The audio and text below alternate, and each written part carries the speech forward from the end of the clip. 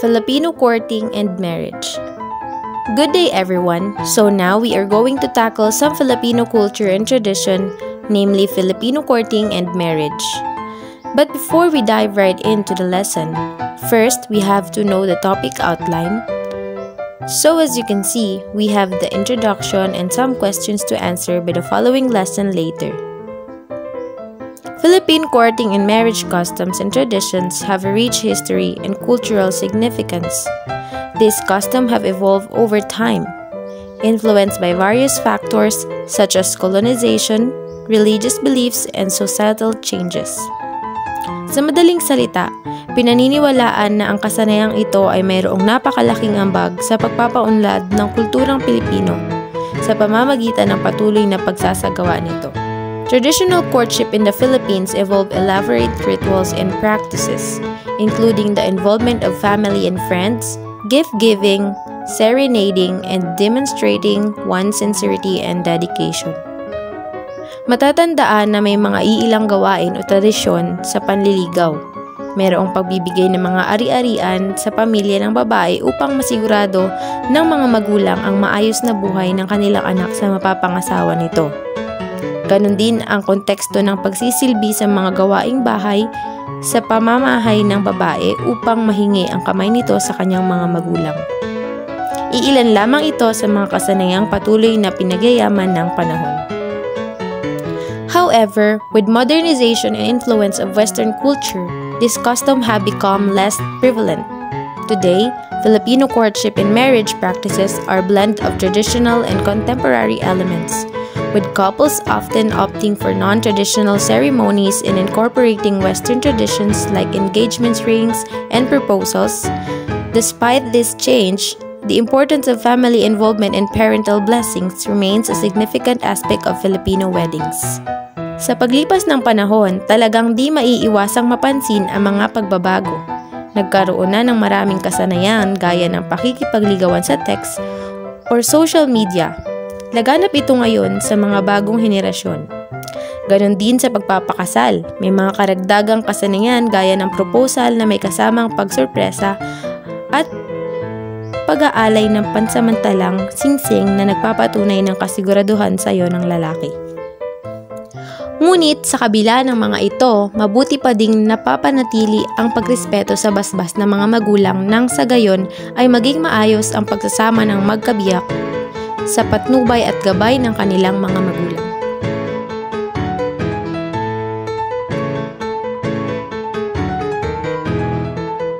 How it came about. So, first let's discuss the Filipino courting.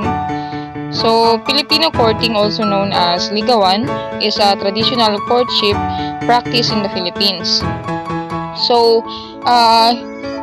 according to research, hindi lang naman po sa Philippines merong courting. So, may iba't ibang types or klase ng courting sa iba't ibang bansa. So, tayo is may unique na perception or pagpapakita ng panliligaw sa mga babae. So, it is a unique and significant aspect of Filipino culture and is deeply rooted in the country history and values. So, yun nga, sinabi ko kanina na yung courting is may nasa iba't ibang country naman siya, is nasa ginagawa naman siya na sa iba't ibang bansa. So, yung Philippines is meron din tayo, may unique and significant aspect naman tayo sa culture natin, yung pagpapakita ng panliligaw. So, the practice of Filipino courting involves a man expressing his romantic interest in a woman and pursuing her affection. So, as of today and before, so may makikita yung big difference ng panliligaw o ng courting. So, pero meron pa rin silang pagkakapareho. It is yung pinapakita pa rin nila yung feelings nila sa nagustuhan nilang babae, nagustuhan or nagugustuhan nilang babae.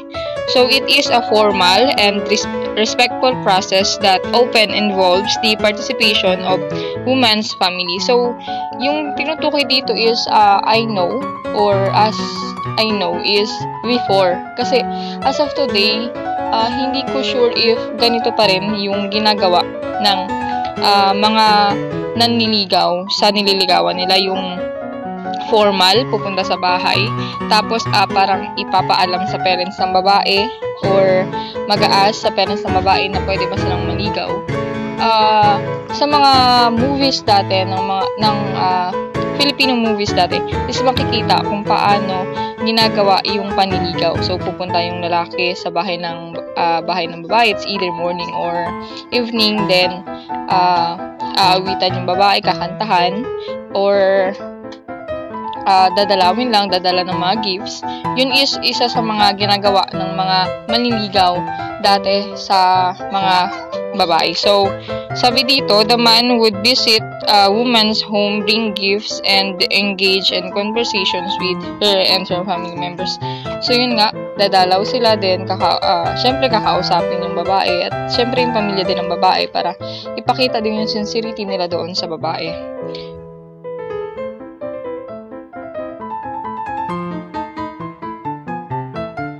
So, one of the key elements of Filipino courting is the concept of harana or serenade, where the man sings or plays music for the woman to express his feelings. This romantic gesture is seen as a way to show sincerity and effort in pursuing a woman. So, ito nga, before, pinapakita naman to sa mga cultures and tradition natin, or may makikita pa rin naman siguro tayo na isa sa key elements ng Filipino courting is yung harana, or yung inaawitan niya yung kanyang nililigawan ng mga kanta. Siyempre, mapipiliin niya rin kanta na magugustuhan nung kanyang nililigawan. So, yung mga kantang yun, yung nag-e-express ng kanyang feelings towards doon sa babae. Tapos, habang kumakanta, ipapakita niya rin siguro yung mga romantic gesture niya na kung saan is mapi-please yung kanyang nililigawan. So, yung mga, yung mga key elements na yun is pinapakita doon yung sincerity tsaka effort na sa pag-pursue niya doon sa nililigawan niya. Siguro naman, yung before, yung panliligaw is hindi lang basta gusto mo lang maging girlfriend or maging basta karelasyon lang yung isang babae. Kasi before is mas mahigpit. Kasi if nililigawan mo yung isang babae is, magiging diretso na siya sa marriage. Hindi ko lang alam as of today kung yung nililigawan mo ba yung babae, or nililigawan mo ba ang isang babae, kung tingin mo ba is for marriage na yun or for relationship purpose lang. Kasi as time goes by, nag-change naman yung ating perception sa panliligaw. So, dito is, sa aming topic is more on dinidiscuss dito yung before. Kasi before naman is makikita talaga yung pure values ng Filipinos.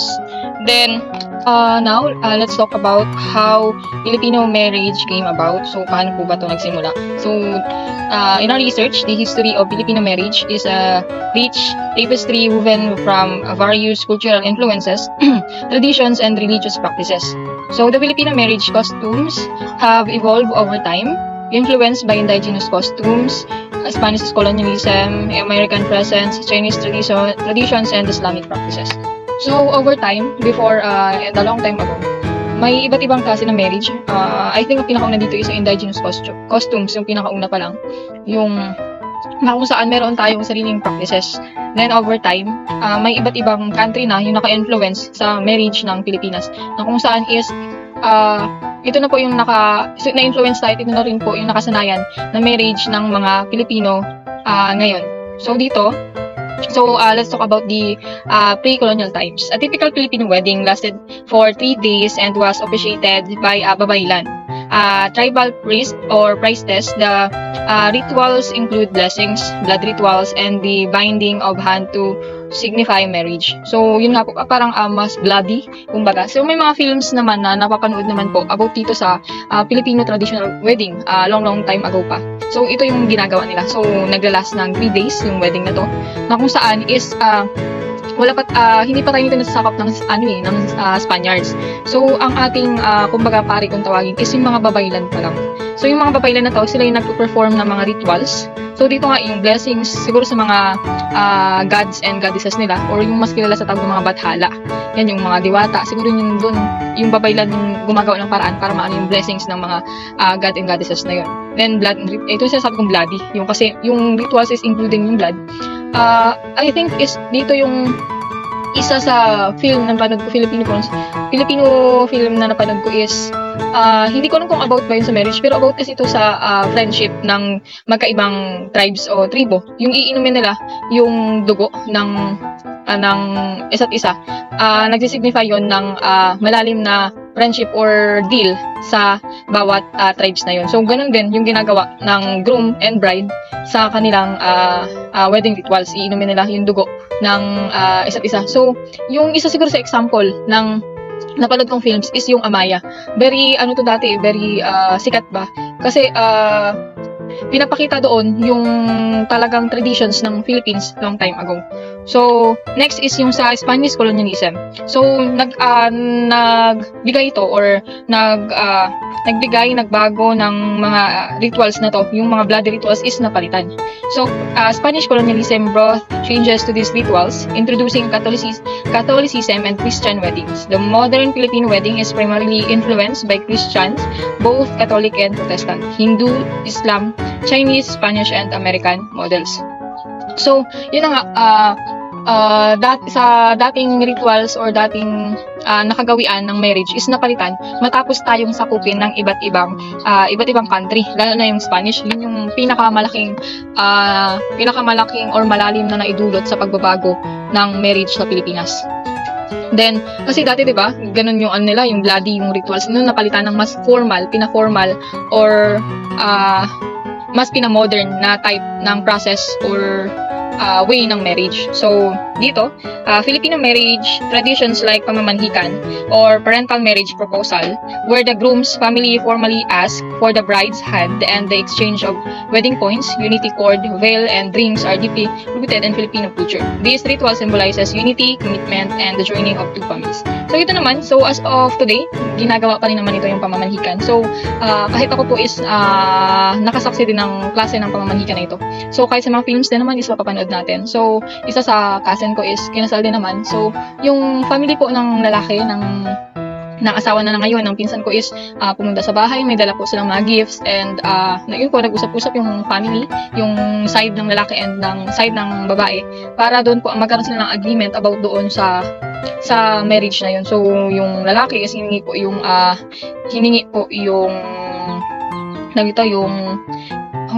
formal siyang humingi na hiningi yung kamay ng babae sa pamilya nito. So, formal po yun, and naging maayos din and masaya kasi nag-join ang both families is mas naging masaya.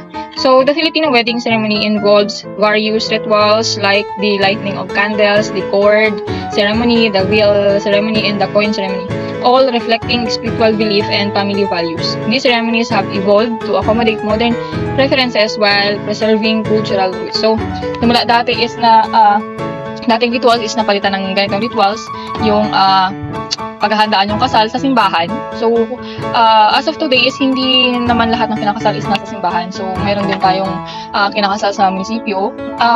Yung siguro formal or religious wedding is nasa simbahan talaga, where nandoon maglalakad ang bride sa aisle, then may kakanta, may mga ganun.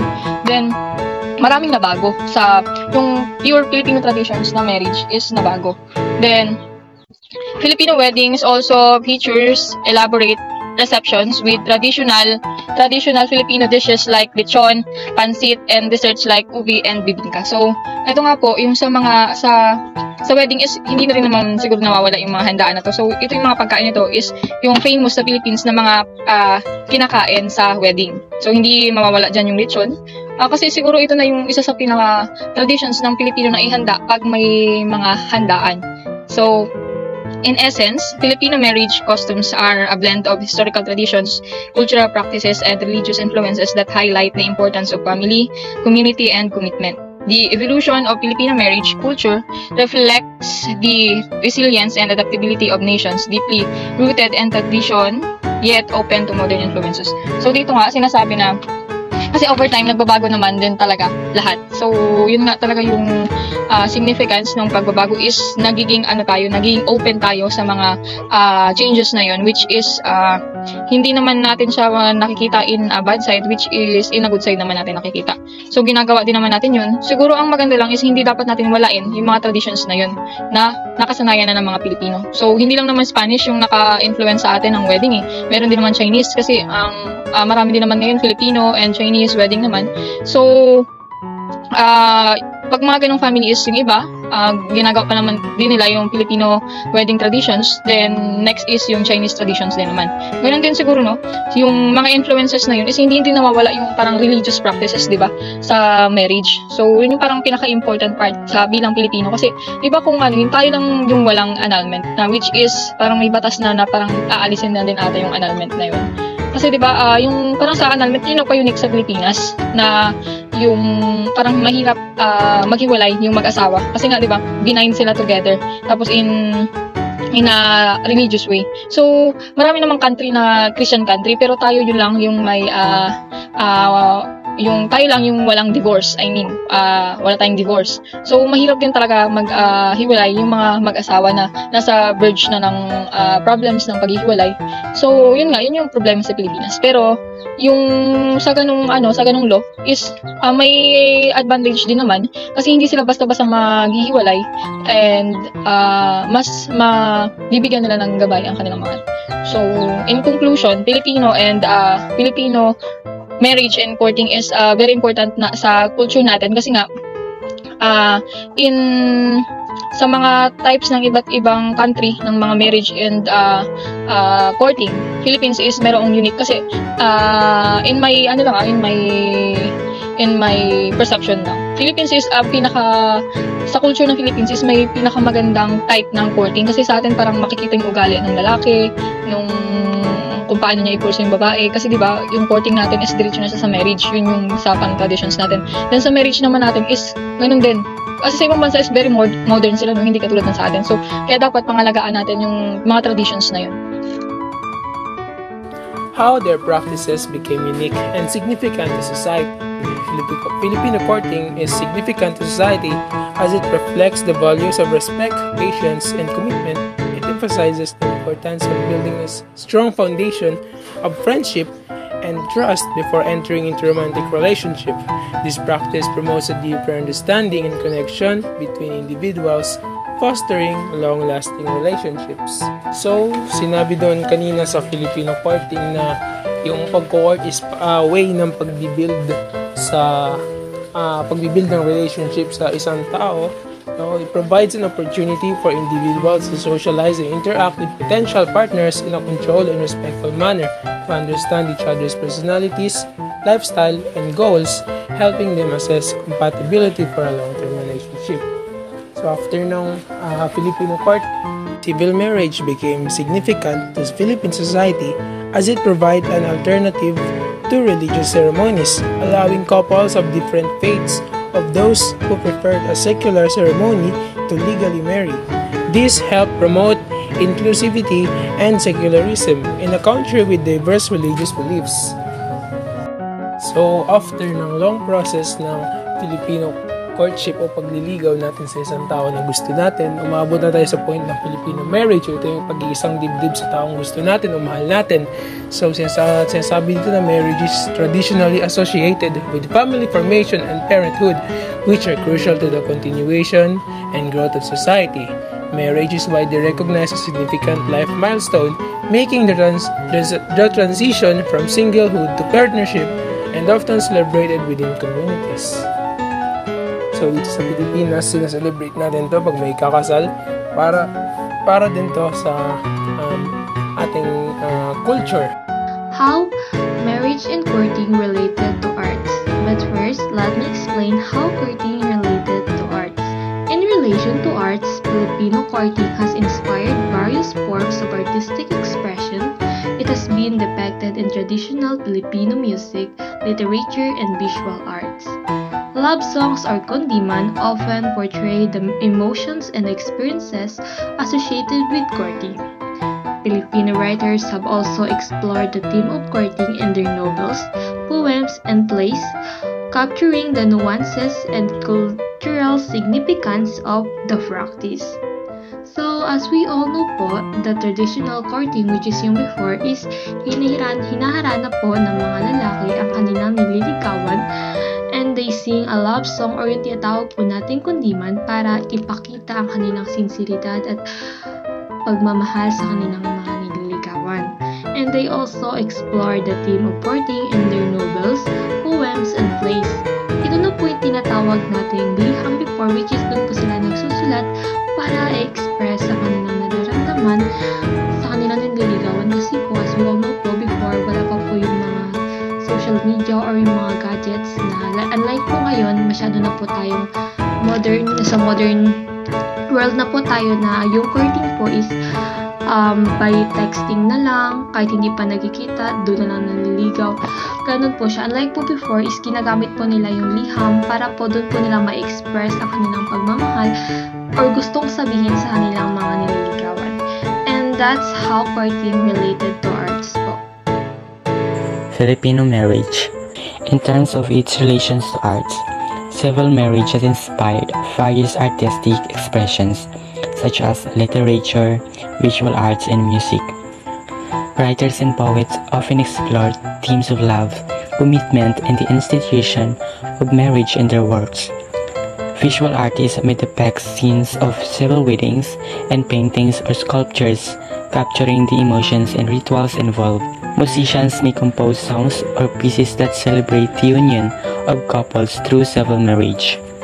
So, in terms of its relations to arts, yung civil marriage daw is nakapagbigay ng inspiration sa iba't ibang uri ng artistic expressions kagaya na lamang ng literature, visual arts, and music. Yung mga writers daw and poets is na gumagawa sila ng mga poetry o ng mga poem na may temang about love, commitment. Yung mga visual artists naman daw is gumagawa sila ng mga paintings or sculptures na nakabase doon sa kung ano yung nasaksihan nila sa civil wedding, yung mga ritual na ginaganap, yung mga celebration, or even yung mga samut-saring emotion doon. And yung mga musicians naman daw po is nagko-compose sila ng mga kanta about sa kung paano isang dibdib yung dalawang couples through civil marriage. Overall, Filipino courting is a cherished cultural practice that showcases the values and traditions of the Filipino people. It has become a unique and significant aspect of Filipino society and has influenced various forms of artistic expression. Overall, civil marriage serves as a backdrop for artistic exploration and expressions of love and commitment in Philippines society. So, yung civil marriage and Filipino courting is naging bahagi na ng ating kultura, and it's very important for us kasi pinapakita nito yung kahalagahan ng tradisyon nating mga Pilipino.